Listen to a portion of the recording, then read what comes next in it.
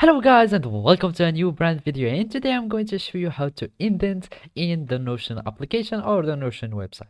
So the first thing that I want you to do now is to connect to your Notion account or Notion web portal, or you can simply just open your Notion desktop client if you have already the application in your desktop.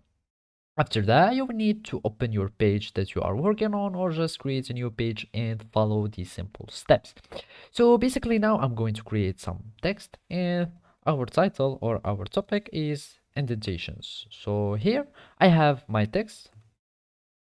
Hello world. I'm going to type like only the simple text. And now to insert an indent, you need simply just to click on the tab key in your keyboard. So basically you can do as many indents.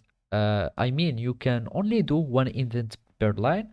For example, here I have this indent, so I can't add another one. So whenever I'm going to the other line, it will break line exactly in the same position of the previous line, and now you can insert another indent if you want, for example, like that.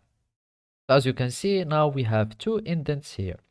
So because we have we need to indent another line or some more characters here to have another indentation here, and you can do this for as many lines as you want. And to delete this indent or an indent, you can either delete the indents or indentations, or you can just click on shift plus tab on your keyboard and you will have your indentations that will be deleted.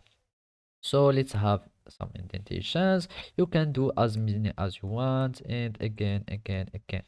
And if let's have some text here. Hello. And as you can see, whenever I'm deleting some text, you will have your indentation that will be deleted also, because you cannot conserve these indentations because it depends on the previous line. So basically, this is how you can indent a Notion application or website. Thank you for watching and see you next time.